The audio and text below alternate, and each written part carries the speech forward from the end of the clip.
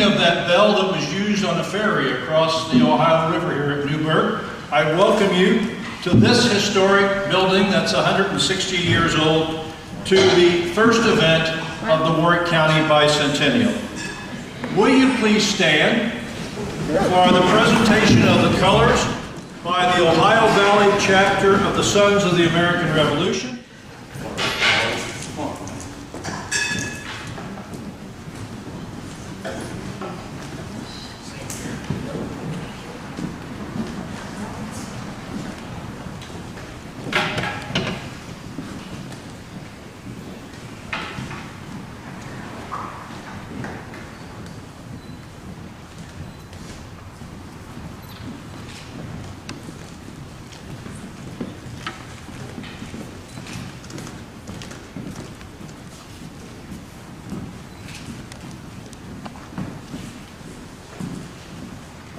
Color on halt.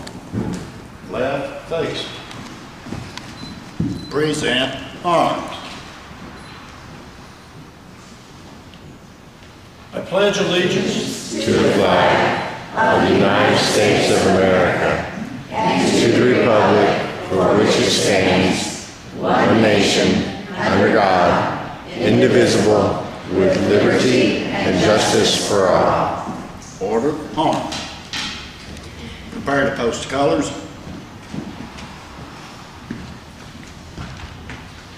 Post colors.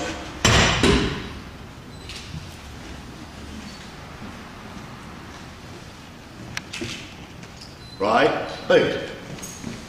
Forward, march.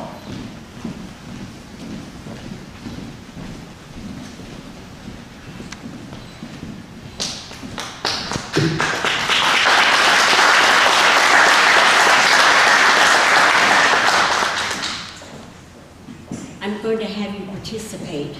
At the end of my prayer, I'm going to say, "He is risen," and your response should be, "He is risen indeed."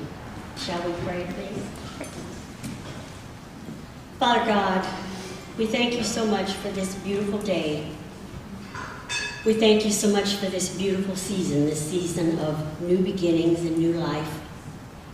We thank you, Lord, for the season of Easter that we have just come through, and we live each day because of the gift of your Son. We now have life eternal if we believe in him.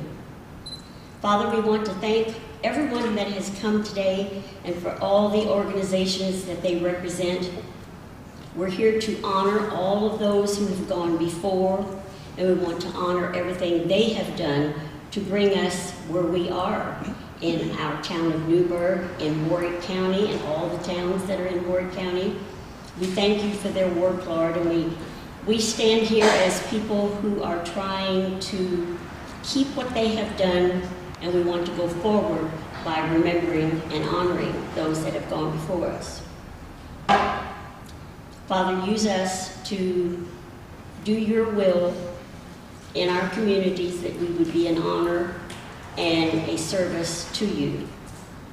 And I will ask these things in Jesus' name. And he is risen. He is risen indeed. Thank you. You may be seated. I'm Bill Bartell, president of the Newburgh Museum Foundation. I'm filling in this afternoon for Todd Glass, who is the chair of the Warwick County Bicentennial Steering Committee. Todd needed to be out of town today, and he sends his regrets for not being able to be here. It was on April 1, 1813, 200 years ago, last Monday, that Warwick County came into existence.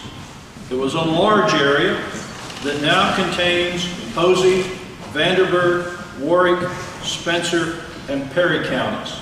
It stretched from the Wabash River to Harrison County. The new county was named for Captain Jacob Warwick, who fell in the Battle of Tippecanoe less than a year and a half earlier. We are pleased that you have chosen to be with us this afternoon on this beautiful first spring weekend of the year, when I know there are a lot of things that you could be doing. And we're pleased that you came to join us for this kickoff for a year of celebrations to celebrate the founding of our county. Please join me in thanking the Captain Jacob Warwick Chapter National Society Daughters of the American Revolution for providing our refreshments this afternoon.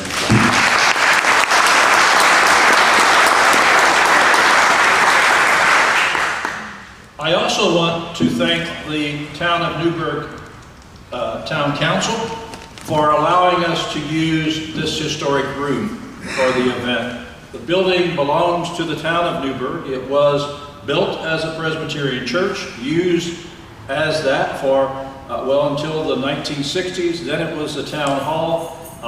When the town hall moved, they restored it and modified it with the elevator and so forth for events like this and other private receptions and the like, and they provide it for a museum on the first floor. So if you've not visited our museum, we ask you to do that at the conclusion of the program.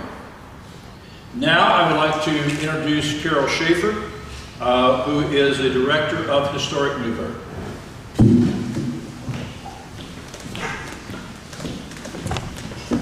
Welcome to the Warwick County Bicentennial Kickoff Party.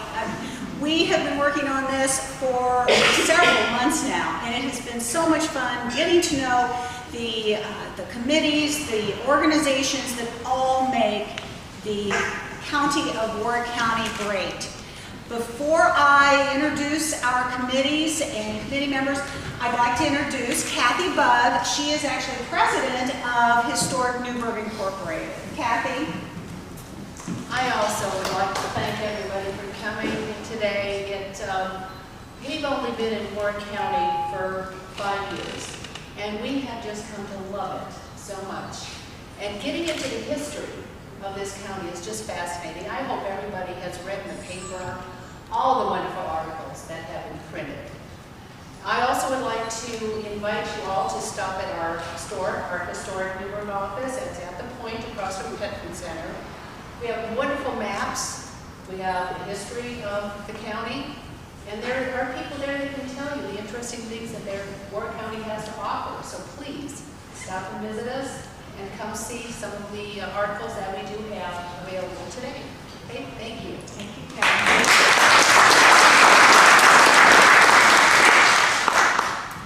Well, when we first met in December, we started out with 4 organizations. Historic Newburgh Incorporated, and I was there as that representative.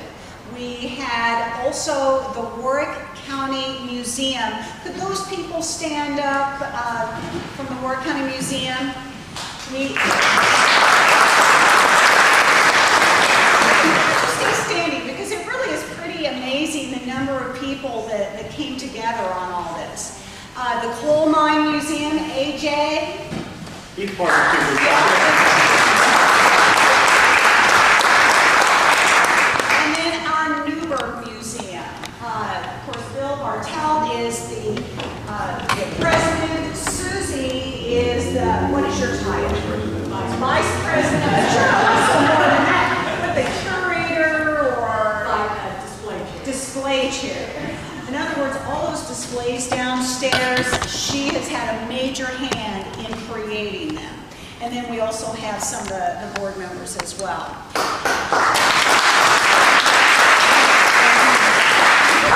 We've had other people just sort of jump in and join us. There's been people from the Crook in the Road, Degonia Springs. Degonia Springs. Degonia Springs has been here, and people from Linville, and it's just been an amazing ride. I would like for one representative from each of those organizations to come forward. Richard Reed, Don Williams is going to be here to read the proclamation for this very day. So, would you all come forward, and Don and Richard.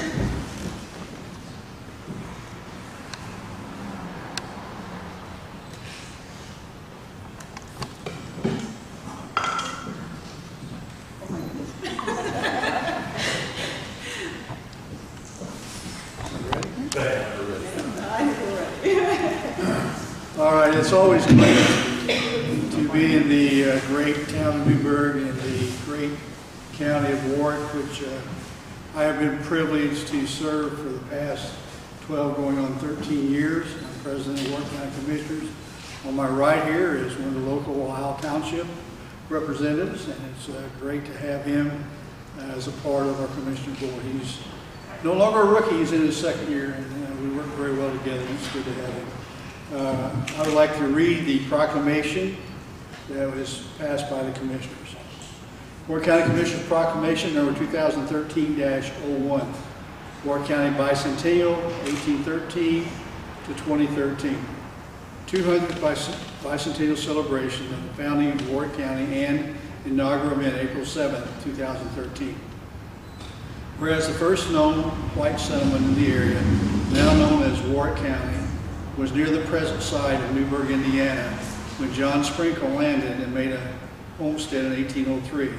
And many settlers followed Sprinkle into the area over the course of the next decade. And whereas the Indiana Territorial Legislature was in session between February 1 and March 13, 1813, and during that session the Territorial Legislature passed an act that formed two new counties in southwestern Indiana, namely the counties of Warwick to the south and Gibson to the north.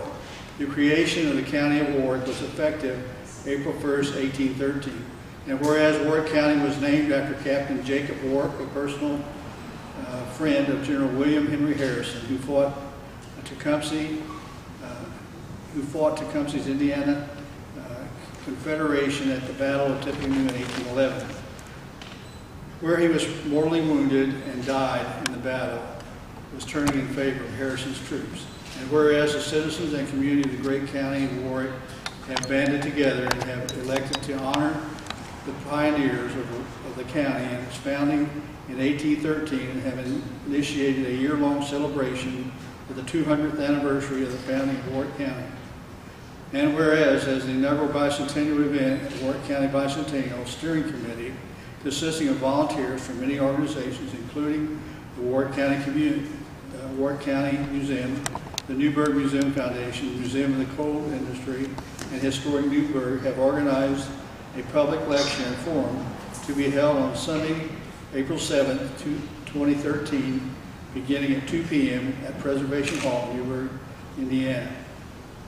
And whereas the inaugural bicentennial event and public lecture, Dr. Jim Madison, the Thomas and Karen Miller Professor Emeritus of History at Indiana University, has graciously joined the citizens and communities of Warwick County to discuss the history of southern Indiana and Warwick County, from its beginnings as its pioneers wrote a constitution, cleared fields, and sent flatboats down the Ohio River, and to offer the insights into the legacy of our pioneers and founders. Therefore, the commissioners of the county of Warwick, Indiana, in recognition of the 200th anniversary of founding Warwick County, hereby proclaims 2013 as the bicentennial of the great county of Warwick, and hereby proclaims the festivities celebrating our bicentennial to be officially open at this, the inaugural event of Warwick County Bicentennial Celebrations. The Commissioners of Warwick County also hereby call upon and encourage its citizens and communities throughout the county to celebrate 2013 as their bicentennial and to support and attend the celebration events throughout the year. In testimony thereof, we have hereto set our names and cause to be affixed hereto the Great Seal of the Warwick County at the County Commissioners Chamber in Boonville, Indiana, this 25th day of March 2013. Warwick County Commissioners, Don William President, Marlon Whiteside Vice President, Rick Reed Member. Tested by Dixie Boone, Warwick County Auditor.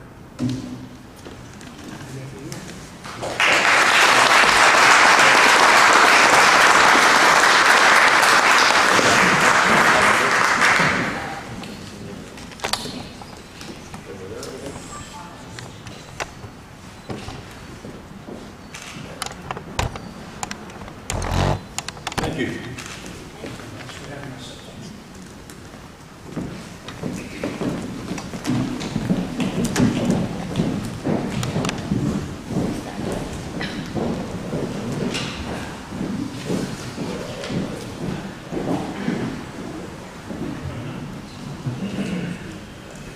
You might say that I first met Jim Madison a few years after Warwick County was created. Now, before you think I've lost my mind, let me explain. We met in the recreated 1820s Lincoln cabin at Lincoln Boyhood National Memorial on one summer day. I was a ranger in pioneer costume, and this man came in with his family, and I soon realized that this man knew more about history than the average Lincoln Boyhood visitor. And we had a wonderful visit that afternoon, and we've been friends ever since. That really wasn't 1820, but it's been 35 or 40 years ago now.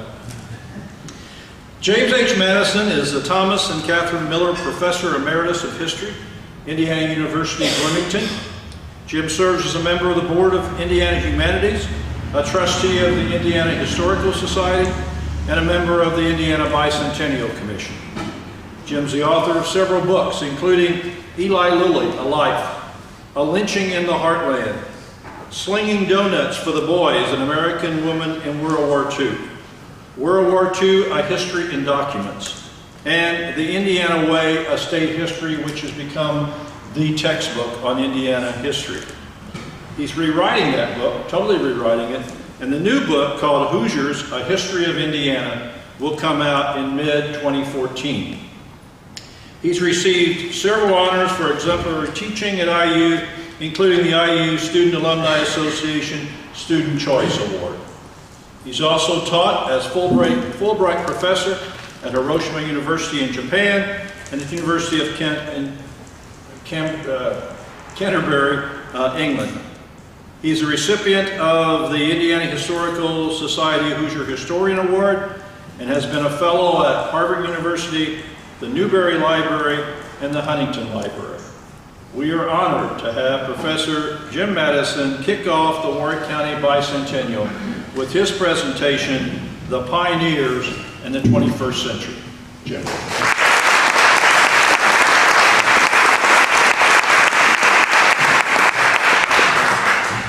Thank you, Bill. Those days of meeting in Tom Lincoln's log cabin were at least 30 years ago, and it's not pleasant to remember that it was so long ago in some ways, but we've become very, very good friends and worked together in all sorts of ways as the cause of history, and I now have a better sense of, I mostly see Bill in Indianapolis, but I now have a better sense of what he's doing down here in Warwick County. It was among the pleasures today was my first long trip on the new interstate highway, driving down from Bloomington. And I'm one of the Bloomington people who actually wanted that highway.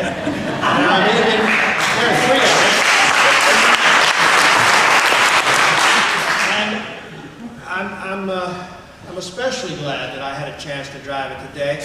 It was exhilarating in so many ways, but it was also a little disconcerting in one particular way. What that highway does, and what much of the 21st century does, I think, is wipe out our history. On that beautiful highway, you cross rivers and streams and landmarks that are not marked. There's a sign for White River, there's a sign for Patoka, but not much else. They don't even, maybe they'll come later, I hope they will, the signs for the county boundaries when you cross from one county to another. I like to know where I am in place and in time. And I'd like to take that even further. I'd like to know when I crossed White River on this beautiful new interstate highway that not so many decades ago, Hoosiers were putting their flatboats into that river and taking them all the way down the Wabash in the Ohio to New Orleans. I'd like to know that those rivers and streams and creeks were central to a people who lived in a river-centric society. I don't need to tell anyone here, just a few short steps from the Ohio River, the importance not only of that river, but all these rivers and streams. And we obliterate that with interstate highways. And so I want to begin by thanking you, the organizations here today, the individuals here today, the special people who really do believe, unlike so many people, that there is a past, that there were human beings who lived before our own time. I used to talk to my students all the time about this because they did not really believe that there were live human beings with all the things they had in their heads too. 50 years ago, 100 years ago, 200 years ago. Real human beings walked this earth. You believe that, you know that, and you feel some connection to them. And your challenge and your opportunity, I think, is to help others understand that connection. I had a chance with Bill to walk through the wonderful new museum exhibit down here. And that builds toward that connection, making the kids who see that and the adults who see that understand that there really were people, human beings, who lived and breathed and did all the things that they did before our own time. So I want to congratulate you. I want to commend you on the kickoff of Warwick County's bicentennial, and really turn you a little bit toward thinking about another big birthday coming along in just a few years, the Indiana State bicentennial in 2016. Now, I should make clear right at the beginning here that I am not an expert on Warwick County history. Bill is, and many of you are, but I am not. I'm not that person. I couldn't even begin to sort out the county boundary changes in Warwick County. I'm going to talk more generally about the people who settled here and across Indiana in the beginning of the 1800s. Say something about what they might mean for us today in the 21st century. And I want to do this as quickly as I can. I'm an old history professor, so this is really painful for me, but very quickly, so that there's lots of time for you to have comments and questions and contributions. So I want to focus on the pioneers. And I think one of the simplest and most important things about these pioneers that's easy to forget is that these were people who moved. These were a people who churned, who were always mobile. And many Americans were and are today still a people on the move. Family historians, genealogists know this. We all have in our families individuals, and some who stay put in one place for generations, but others who move. Every generation, some move several times in one lifetime from place to place. It's this movement, this migration that created Indiana as people came here. Now the natural increase, the increase in population came from two sources. It came from people moving here, and it came also from natural increase, because one of the shocking things I always tell my students about pioneers is that, and you'll have to forgive me here, some of you, but pioneers actually knew all about sex. In 1820, we know for sure from census numbers that Indiana had the highest fertility rate in the world. Babies were born every 2 years, sometimes every year and a half to these pioneer families. Were they human beings? You bet your socks they were human beings. And those babies, of course, contributed to the rapid growth in population here, and also then people continuing to come and to come and to come. Where'd they come from? Well, the simplest way to talk about this in terms of three streams of migration to Indiana. The New England stream, which is the smallest, Vermont, Massachusetts, and such. The mid-Atlantic states, especially Pennsylvania, which in many ways is the hearthstone for much of Indiana. And those folks in Pennsylvania down the Ohio River from Pittsburgh, setting off in the spring, usually. Some of them overland on the traces and trails. You know, somewhere coming down 69, I must have crossed the Buffalo Trace, but there's no sign there for sure, and I have no idea exactly where it was. New England, Mid-Atlantic, and then those from the South. And these are the largest numbers of people who come to Indiana in the early years as pioneers from North Carolina, Virginia, Tennessee, Kentucky. And it's, of course, is the origin of many of Warwick County's first settlers, the majority of them. Now, the most important thing about those southern folks is that they are from the so-called upland South, not the Tidewater South, not the South of big plantations and hundreds of slaves working those plantations. This is not the people who settled in Indiana, with only a handful of exceptions. These are ordinary farm people and families who did the labor on the farm themselves. There's a twist in this that some of you who've done your family histories probably have seen. there's a fair sizable migration from Pennsylvania that doesn't come straight, more or less, but comes down the Shenandoah Valley of Virginia, sometimes over 2 or 3 generations, from Pennsylvania, south central, southeastern Pennsylvania, down the Shenandoah Valley, pioneering each generation, and then across the Appalachian Mountains, into the Kentucky bluegrass, and into southern Indiana. Why'd they come here? Well, they came because of economic opportunity. You can talk about all sorts of reasons they came, religion, freedom, and all sorts of great American ideals, but they came because they wanted more material prosperity and well-being for themselves and for their children. And how do you get that? In the early 19th century, you get it from land. There's a wonderful old book called The Hoosier Schoolmaster, the first real novel written in Indiana in 1871. And the author has one of his characters, an elderly pioneer woman, remembering that when they settled in Indiana, in southern Indiana, she said to her husband, as he went off to buy some land, he said, "Get a plenty while you're a-getting. Get a plenty," I said to him. "Get a lot of land. Get as much as you can possibly afford." And you know what? They could afford a lot because the land was cheap. It wasn't free, but it was very, very inexpensive. Land back east was very expensive. It was losing its fertility. Land here in Indiana was bountiful in productivity, in the possibilities offered for pioneer families. And so that's what attracted them here. Now, there were all sorts of obstacles that hindered migration to Indiana. The most important one in these early years were the Native American peoples, who had a very different idea of land, of who owned land, and who these people were. They were, of course, invaders, stealing in the Native American view of this process. But that obstacle, the barrier that Native Americans presented, was removed at the Battle of Tippecanoe in the fall of 1811, the place, as you've heard, where Jacob Warren, for whom this county is named, died. It's interesting, there are several other counties, quite a few other counties named for men who died on the Tippecanoe battlefield in 1811. Turns out that all of them were officers. They didn't name any county for a private who died, an ordinary guy. Only the officers got counties named for them. I think Jacob Warren was a captain. Is that right, Bill?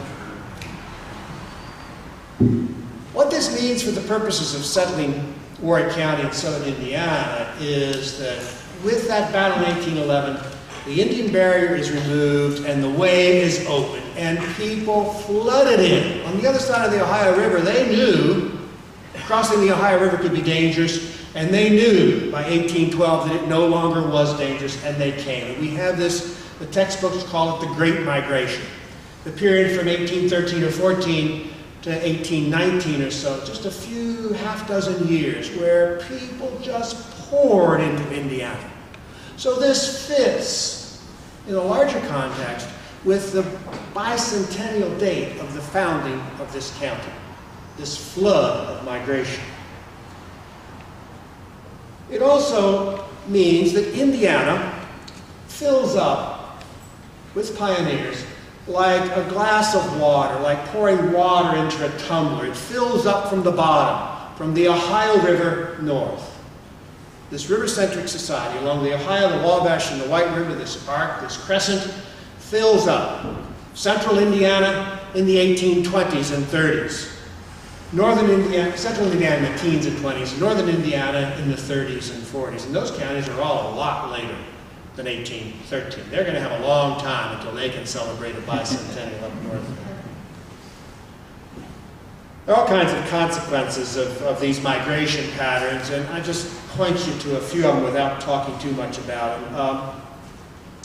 First thing to say is that these pioneers who came first, who settled in Warwick County, had the advantage of being first, the first comers. The doctrine of first occupation, geographers call it. They got to call the tune. They got to decide how things were going to be. We're going to decide. They could decide what the rules were. They could decide what people were going to eat. They could decide what kind of churches would exist. They would decide even what kind of names would become popular in early Indiana. In other words, they brought with them these people, these first pioneers from the upland South, they brought with them not only axes and rifles and spinning wheels, they brought with them cultural baggage, ways of thinking and believing and behaving that set the tone, that set the pattern for Indiana at the very, very beginning. So we have this upland South influence, which is a major influence in Indiana in the first half century and beyond. The 1850 census shows that 42% of Warwick County's people were born south of the Ohio River. There are all kinds of differences, of course, because there are other people, Yankees from New England and even from the Northeast, different from upland Southerners in religion, in what they eat, in their moral values, in their notion of what work is and how hard you ought to work, in missionary impulses. Should we try to convert others to our religion, or is it none of our business? Yankees tended to think we should. Yankee Presbyterians thought all people should be Presbyterians.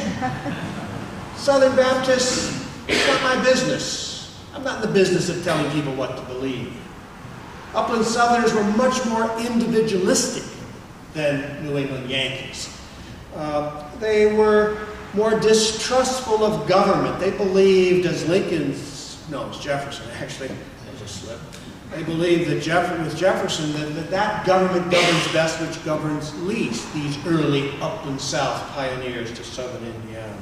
They were less interested than the Yankees in markets off the farm, though lots of them, like young Abe Lincoln, settled as flatboats down the river to reach markets. And then there's the big issue of slavery. Pioneers to Indiana brought slaves with them. They tended to call them indentured servants, but in reality the slaves lived very much like, the indentured servants lived very much like slaves. The fundamental issue in the early history of Indiana, in the territorial period before Indiana became a state, from 1800 to 1816, in Indiana Territory was slavery. Governor William Henry Harrison, the hero of the Battle of Tippecanoe, brought slaves with him and worked very hard to make slavery legal in Indiana Territory.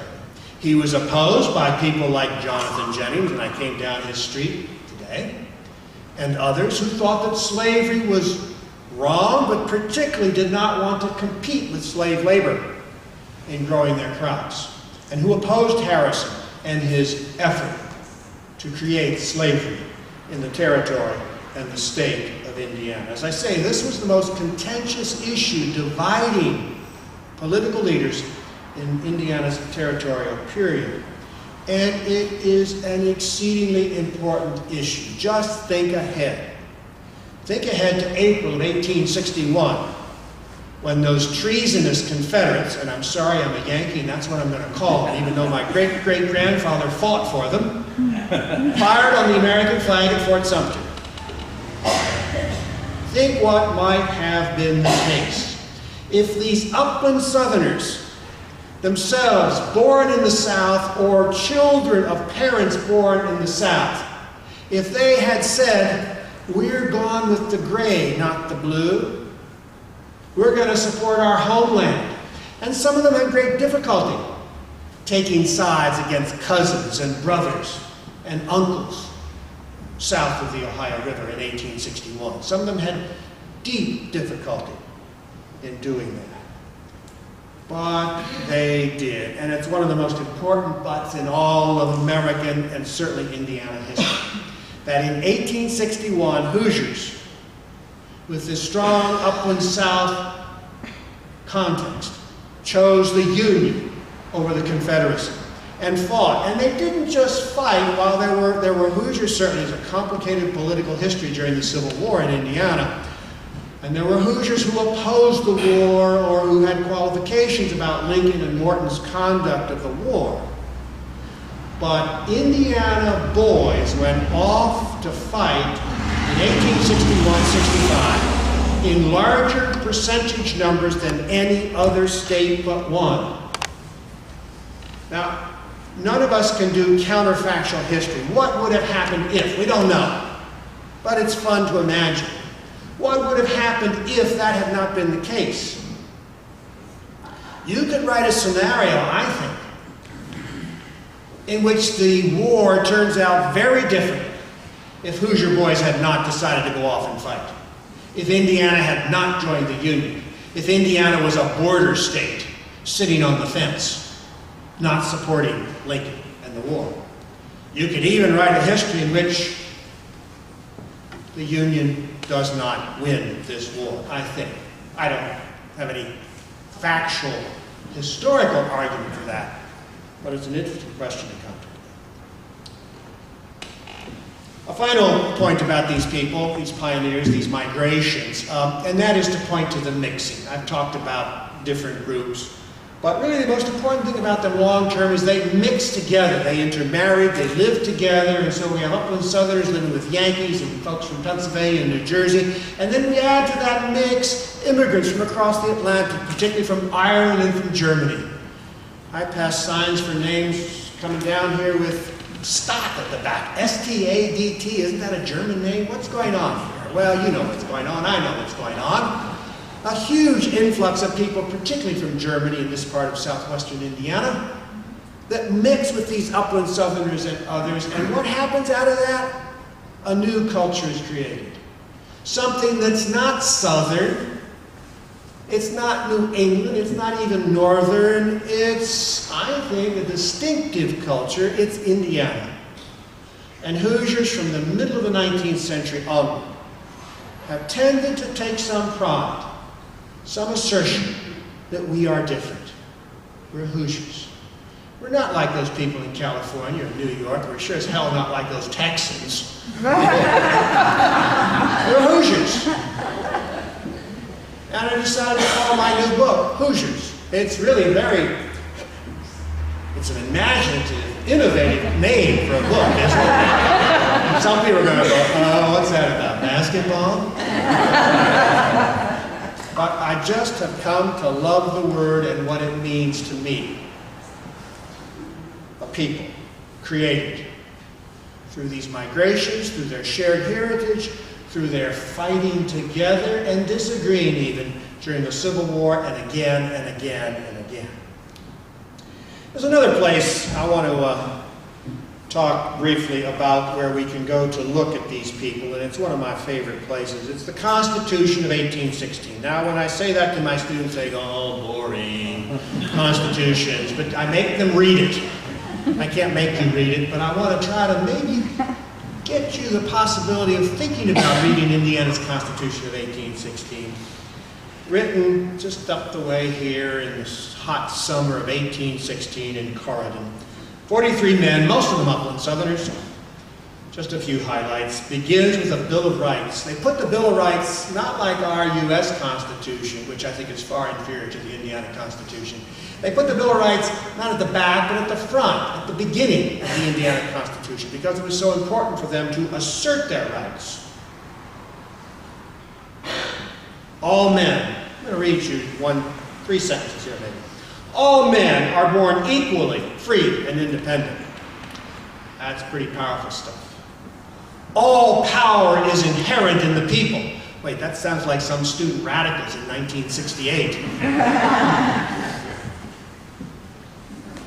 Or try this. The free communication of thoughts and opinions is one of the invaluable rights of man. Every citizen may freely speak, write, and print on any subject. No qualifications. Only if the majority like it. Doesn't say that. Any citizen, any subject, freely. Serious stuff, these guarantees of liberty at the beginning of the 1816 Constitution. And I think it reflects their trust in the people. Their confidence that the ordinary people at the end of the day would make the right choices and must have the freedom as citizens to make those choices.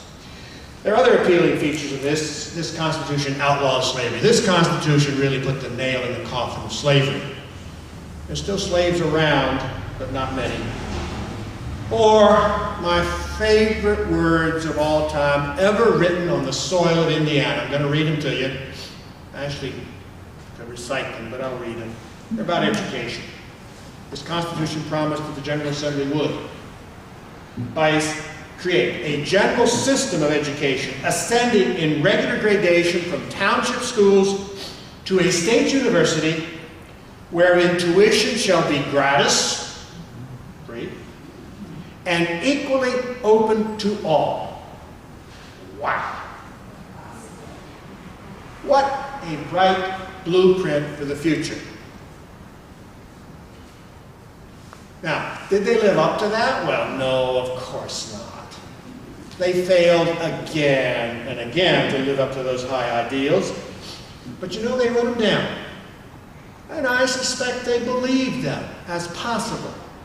They wrote them down for all time under that constitutional elm tree in Corydon, Indiana in 1816. They did not create a free system of public education, free and open to all, equal for all. Schools are different. Tuitions are rising at our state university. They're not free, they're increasing. We have textbook fees. We have all kinds of issues and problems in our schools that do not square with the promise of 1816. Or what about the commitment to equality? Well, African American Hoosiers lived in intense segregation and discrimination after 1816 for generations and generations down to our own time. And there certainly was not equality for pioneer women.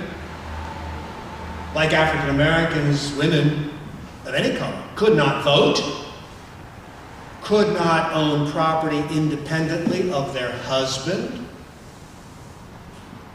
and were restricted in a variety of other ways. My point in saying this is not to condemn, but rather to suggest that we need to understand pioneers as ordinary people, as ordinary human beings in all the ranges that human beings that you know come. And for their time and their place. Not heroic, not courageous battlers against the wilderness, though some of them may have been, most of them were not. Good, solid, ordinary people. It's their ideals, I think, that are timeless and heroic, in my view of the world, that are still, I think, our best hope for the future. So I hope you'll read the Indiana Constitution of 1816. I've talked several times to Chief Justice Randy Shepard about this, and he's so cautious and judicial even after he's off the bench. You know, he's an Evansville boy, I'm sure you know that. And he won't, I can't get him to put it in print, but I think he agrees with me that 1816 Constitution is the best thing ever written on the soil of Indiana. But I'd like him to write that down somewhere so I can quote him. Then I'd have some really strong force on my side. As I said, there's another bicentennial approach, that is the bicentennial of statehood. Of the writing of this Constitution. Let me say a little bit about 1916, what they did for the centennial in Indiana. Massive celebrations in Indianapolis and Corydon and in most counties. I found the program from the Warwick County centennial in 1916. They titled, "Come On Home." Come on back to Warwick County and celebrate. You might want to look at that and think about what you all want to do here in 2016. In those celebrations, they glorified the founders. They glorified Harrison and Jennings and the pioneers, particularly the pioneers. They turned them into something not quite human, in my view, focusing on their achievements and ignoring anything but good and great, and ignoring failure. There's lots to celebrate in 1916, and I think there's going to be, I know there's going to be a lot to celebrate in 2016, to be very proud of. But in our celebrations, I believe we need a history for adults, for grown-ups. We need history for third and fourth graders, no question about that. I'm not talking about them. That's a very different kettle of fish. I'm talking about us. I'm talking about adults. I'm talking about mature people who need a different kind of history. We need stories that are more complex, that are more real, that are actually more true. We need stories that avoid the silences that dominate heroic, celebratory history. In 1816, across Indiana, the centennial celebrations, 1916 and 1916, the centennial celebrations were almost entirely silent about pioneer women. The pioneer stories in 1916 were about men. They were silent about African-American Hoosiers in 1916. They were silent about immigrant Hoosiers in 1916, including, and maybe especially, the German Americans, a very large proportion of Indiana's population in 1916, whose culture, as America entered World War I, was being eradicated, wiped out. The language, the other aspects of that German American culture by World War I. We have, I think, today a different vision of our past and our present and our future than in 1916. We, I think, I hope, want to tell stories that are different from those told in 1916, that are truer and fuller than those earlier stories. And so I want to invite you to think how you want to celebrate 2013 and 2016 here in Newburgh and Boonville and across Warren County. How we should all celebrate and what the purpose of celebrating is, what the outcome of such celebrations might be. For 2016, there is an Indiana Bicentennial Commission at work, appointed a couple of years ago by Governor Mitch Daniels. A dozen citizens, co-chaired by former Congressman Lee Hamilton and former Lieutenant Governor Becky Skillman, joined recently by First Lady Karen Pence, who is very enthusiastic about the bicentennial. I'll bet you'll see her in Warren County before it's all over. The commission members have, I think, a large hope for local grassroots citizen initiatives, not forced or directed from Indianapolis. Lots of room, lots of opportunity for Warren County to continue to celebrate bicentennials all the way through 2016, folding in 2013 with the state's 200th. So an early premature happy birthday to Indiana, happy 200th to Indiana, and an actual real happy 200th to Warren County today. Thank you very much. I'd be very happy to have comments and questions, and actually, by the way, I should have said this, even disagreements, strong disagreements with what I have to say, you won't hurt my feelings at all. Thank you.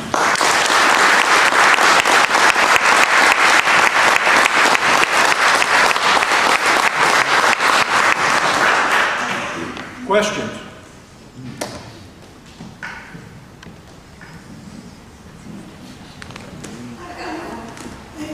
In studying quite a bit in the Newburgh area, it seems like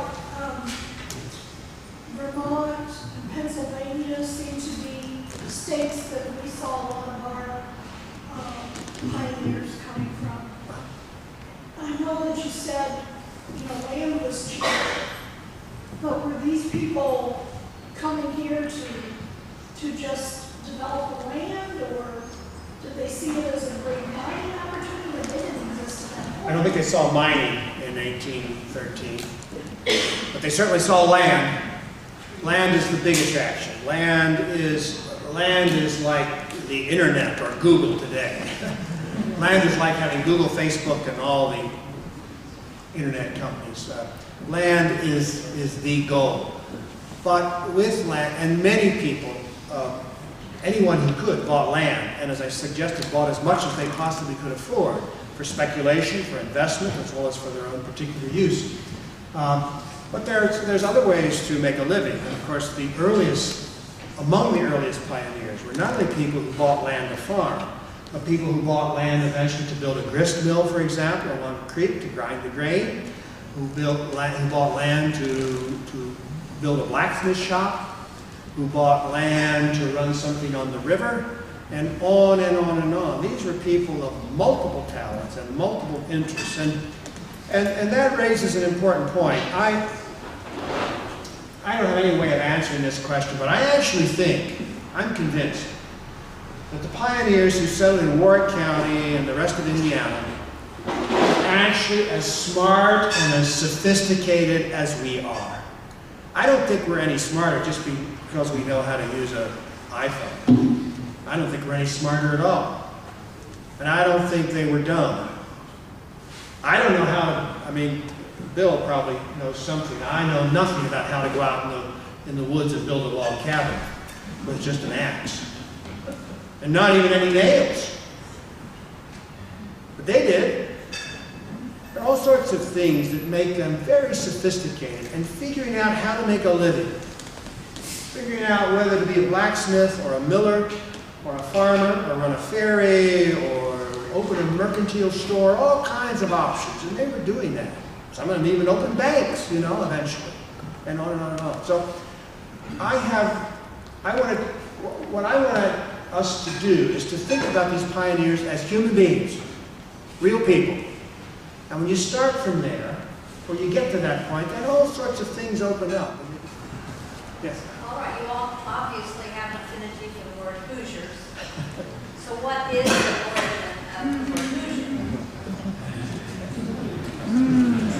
origin of the word Hoosier? What is the word Hoosier? What does it mean? I have an introduction to this book called Hoosier. And I'm stupid, but I've got some sense. And so the first 4 chapters answer that question. But I'll be fair and I'll tell you what the answer is. You know what the answer is? Nobody knows. And I actually love that answer. There's some people who are upset by that, but I love that because doesn't it make us more mystical, more magical? When nobody knows what our favorite word means. I love it. Well, it makes me question my elementary school education because I was told in elementary school that it came from someone calling out through the wilderness, Hoosier. Yeah. That's one of several stories. My favorite, I wasn't going to tell it, but now you got me going. Okay. My favorite is told by James Whitcomb Riley. Some of you probably memorized his poems. The Old Swimming Hole, Little Orphan Annie, and others. James Whitcomb Riley was the Hoosier poet. He was the most popular poet in America in his day, and he always told the story. There was this brawl in this log cabin tavern in southern Indiana, surely, probably in Warwick County. Let's just say for sure it was in Warwick County. There was this brawl. Okay. One of those, what would you call it? Those twists in the road? The bend in the road. It was at the bend in the road. And this is the way you do history. It was at the bend in the road, not the way Bill does it. Bill goes to the library and the archives and he reads and he reads and he looks for facts and documents, but just make it up. At the bend in the road in this tavern, these 2 guys were brawling. On this frontier, there were no rules. You did whatever you want. You gouged eyeballs and you pulled hair and on you bit and you chewed. And at the end of the brawl, someone reached down onto the dirt floor and picked up a piece of mangled flesh and held it up and said, "Whose ear?" Who's here? Hoosier. Well, that's the story Riley told, and Riley made money telling that story. He became very wealthy, traveling around on stages and telling and reciting his poetry and telling the story about Hoosiers. But I love the fact that we don't know. And I think we have to be proud of that. And when someone from Texas, or goodness sakes, Kentucky,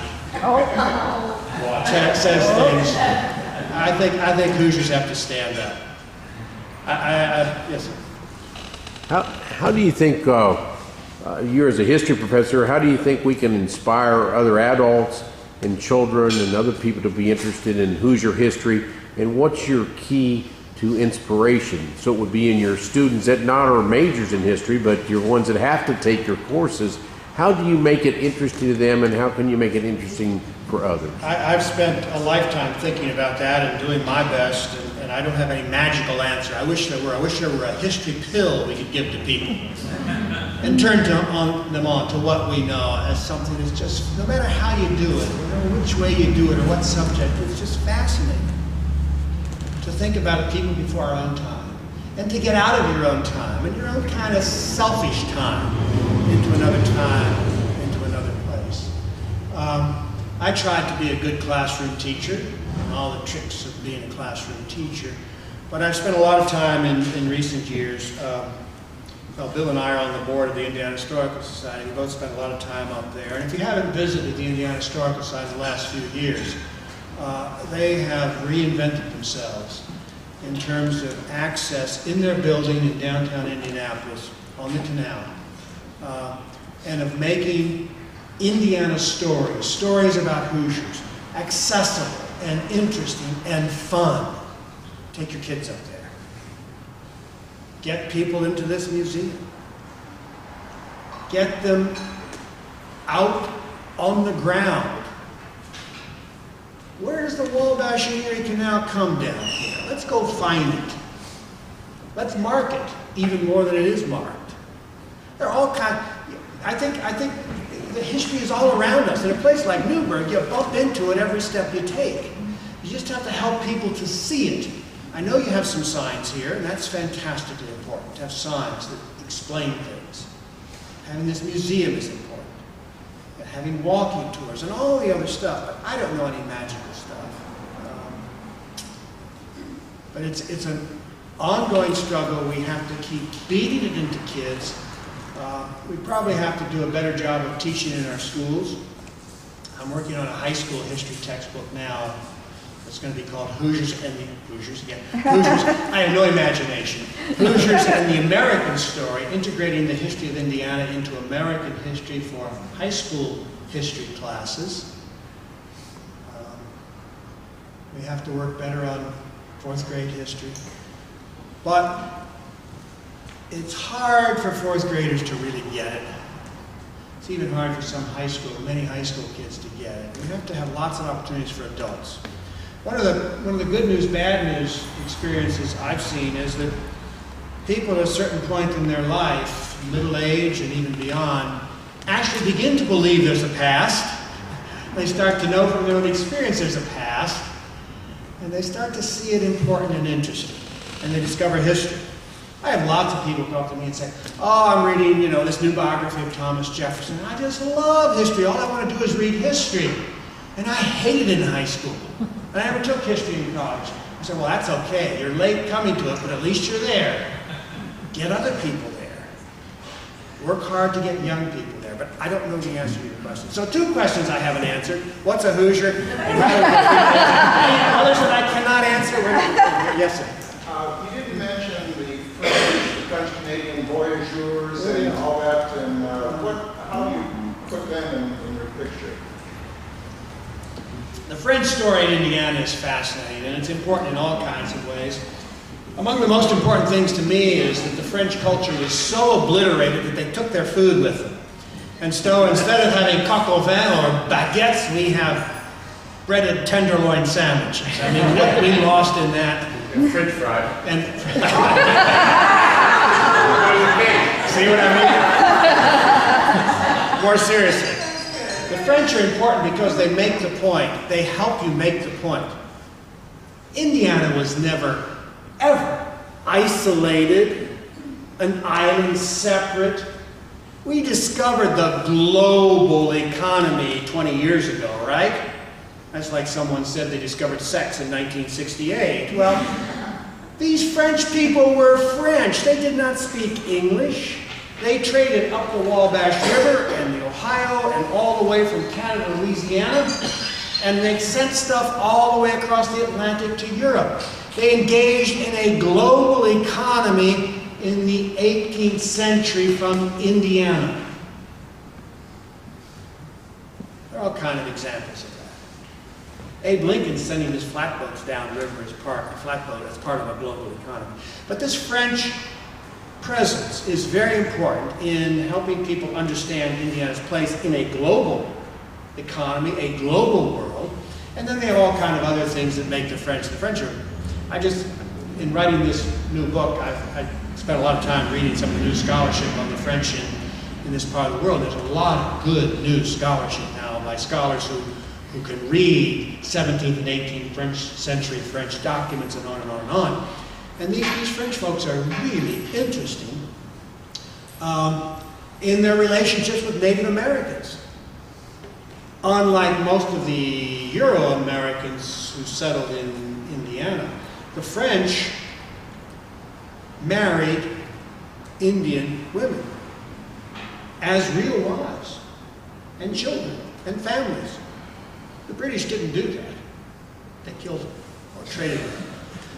So there's all kind of things, all kind of issues that the French presence raises that is significant and important. They're just to me, very, very interesting. The idea, I mean, imagine this. Some of this you have to do with imagination. This is part of the answer to your question. You have to imagine men in these canoes going down the Wabash and singing songs in French. Just get that in your head and think about it. And the world changes, doesn't it? The world changes.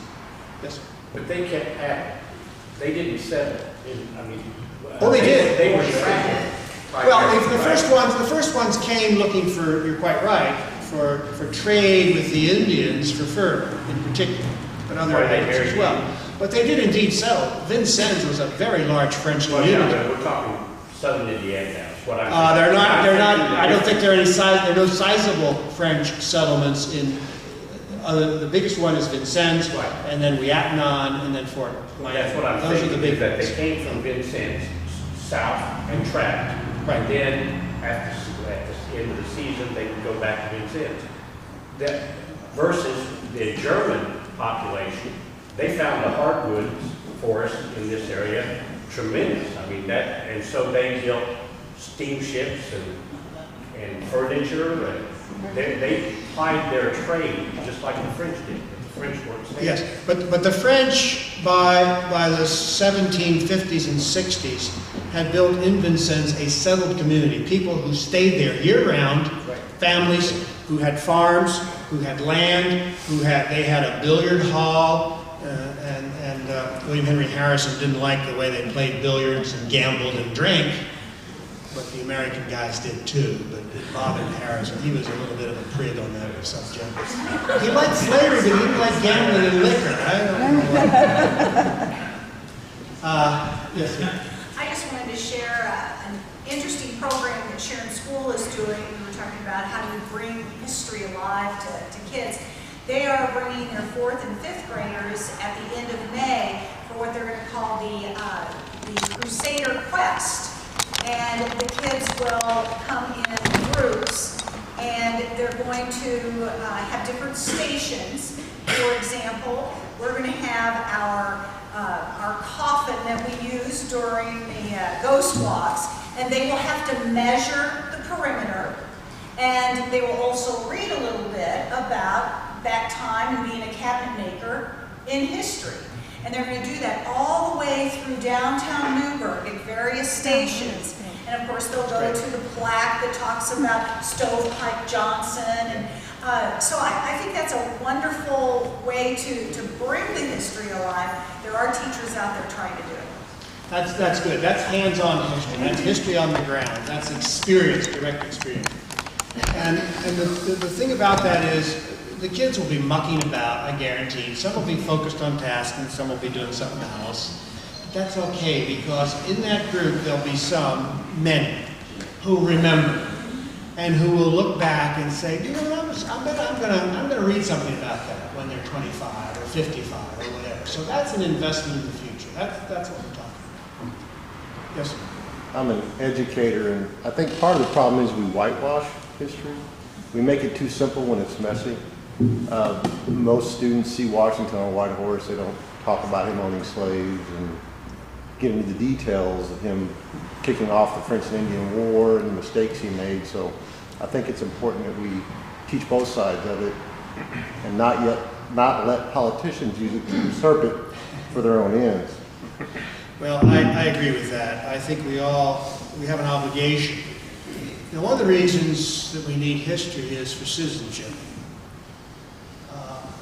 In a democracy, you all know this. Sorry, I'm going to preach here. I shouldn't do that. But in a democracy, if you don't have an intelligent citizenry electing our county commissioners and our governor and our president and our representatives in the state house, we're finished. It won't work. And an intelligent citizenry is one, I believe, that not only can read and write, but that has a sense of the past and the obligations that the past put on the present, and a sense of the future and the obligations we have to a future. So for a long time now, people in the business know that history is part of making good citizens. But a history that whitewashes, to use your word, in my view, does not make good citizens. A history that presents the many sides, usually not just two, often there are more than two. And it is complex, and it's messy.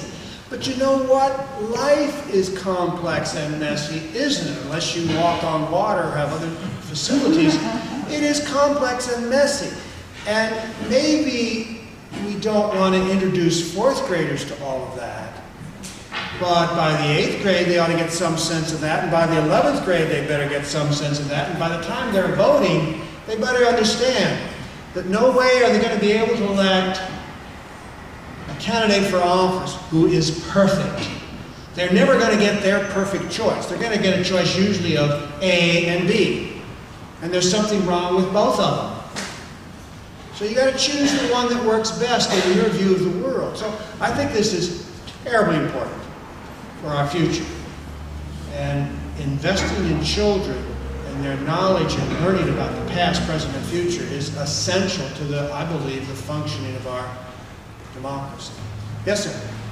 We get Bill to hold the flag out and talk a little bit about the flag. It was one in particular for the timeline. The timeline is 1813.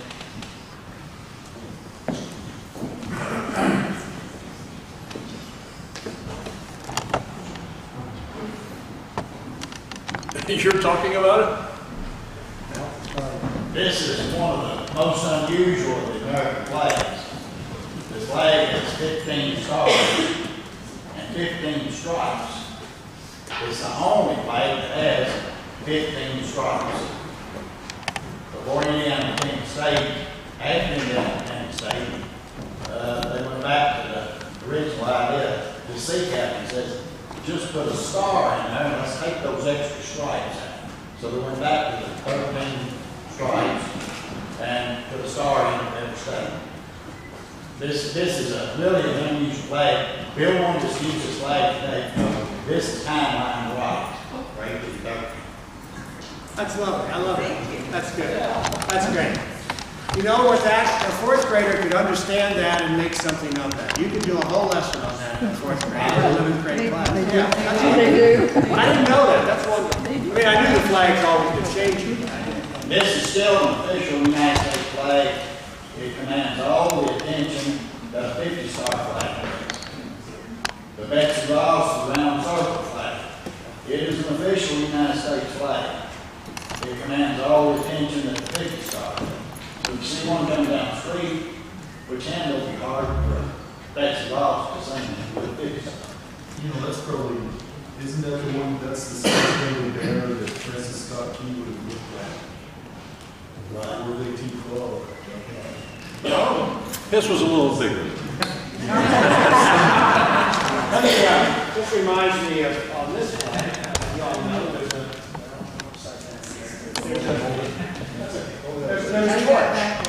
And at the last Bicentennial Commission, this is a public mission meeting, so I can say this, there was a presentation, and a lot of us thought it was a wonderful idea, to have a torch, especially made for the state bicentennial in 2016, and to have people take that torch through all 92 counties in Indiana. I would say ending up in Corridor, who knows, and to build around that torch all kinds of opportunities to learn about Indiana history, and to have all kinds of people carry that torch. Not just distinguished white men like Bill.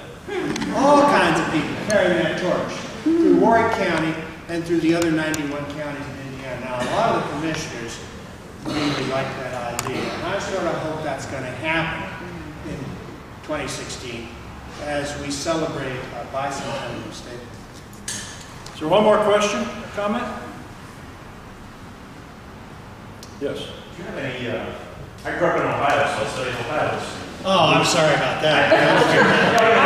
we felt great because we had the 8 presidents. That was our main thing. We argued over who we really had. Right. I was, we watched Lincoln the other night. I was thinking about the president, and that was based on Doris Kearns Goodwin. Yes. I wondered if you had any specific books or authors that you would recommend concerning Indiana history that I like to call it wart history, which is the one that shows the real history. So I was wondering if you had anything like that. Well, I would, and not because he's standing here, if you have not read Bill Bartel's book about Lincoln growing up in Indiana, you really should. And here's another thing that we Hoosiers are too modest sometimes, we let Kentucky and Texas brag.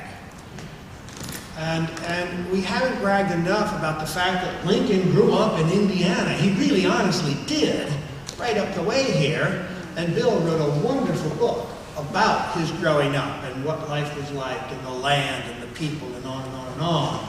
And going to the Boonville Courthouse to read law books and on and on and on. And there are lots and lots of good books. The Indiana Historical Society has a press that publishes good books. IU Press publishes good Indiana books. I almost hate to recommend one. Of course, any of mine. But there's so many. One of the last things I need to do with this book I'm working on, and I have May 1st as a deadline, is to write a 3 or 4 page sort of my favorite books in Indiana history. And I'm going to be able to answer that question in this book, but I'm not going to be able to answer the question about where Hoosiers came from. Thank you very much.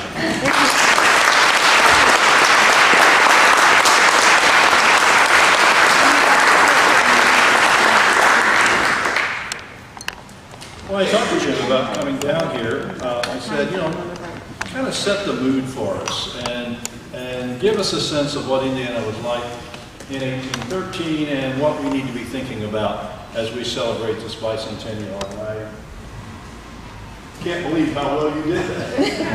Well, I really can, because I've never heard him do a bad presentation. I'm a little concerned, though. I don't think I'll share with our fellow trustees a bit about making up history. I think that's just going to be our secret. Okay. He, by the way, is not a Hoosier by birth. He's one of those people that came from Pennsylvania. Just a lot later than the other. So, well, thanks again. I'm always thrilled to hear you talk, and I really cherish our friendship over the years. And I want to thank all of you for attending today. I hope you plan to attend more of the bicentennial events. There are a variety of things being planned. And Carol, if I could ask you, on the table over here is a list of some of the events that, and someone will help you if you'd like, the events that have been designated as bicentennial events. I think that list goes through maybe October, then there are some more that are going to be happening, of course, later in the year. And also, we want this to be inclusive. And so if you know of something, if you in your church or your civic group or schools or whatever, if you're doing something that you think fits into the Warren County Bicentennial, let the committee know so we can put it on that list. And I think there's a website that has that on it. But we want this to be, as Jim said, this needs to be a grassroots. And it's not a Newburgh celebration, it's not a Boonville celebration, but it is that place where the road turns to Gonya Springs. Fascinating history. Gonya Springs was a resort that had a spring and had a hotel, and my wife Kathy's grandparents actually went there for their honeymoon over 100 years ago. And there is, Tennyson and all these Yankee Town, and I could go on and on. We want all of these communities to celebrate this event and to observe this event, and we want to share in it. Yes? I would like for Betty Cummings to stand up, if she would. And before you all leave, take a look at some of the sample blocks for the bicentennial. And Cummings is going to put them all together and make either one enormous quilt or maybe 2 small ones. She'll have to decide on that. But this is just a sample of some of the blocks that we've received. So please take a look at that before you leave. And that also covers the entire county. Any other final comments that anybody wants to make, Carol? You know we have a bicentennial flower. We do. It's the bubblegum. Does anybody know what the local name is? Yes.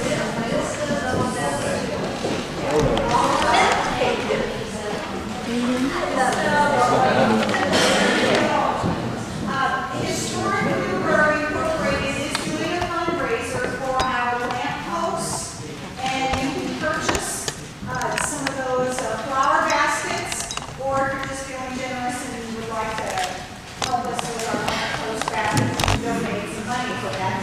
And if you do want some of the bubblegum petunias, that's one way to get them. And they're available. I bought these at Home Depot. So look around. They are actually called Super Tunia Vista Bubblegum. Full sun, grow 16 to 20 inches high, 24 inches high.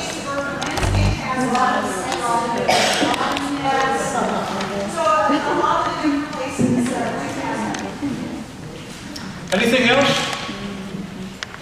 Well, again, thank you for coming. And I guess I will ring the ferry bell to conclude the program. This was the program at the Newburgh Preservation Hall, the Newburgh Museum. This was done by Dr. Jim Madison from Indiana University. We just listened to his presentation, an excellent review of Indiana history and Southern Indiana history. This was on April 7th.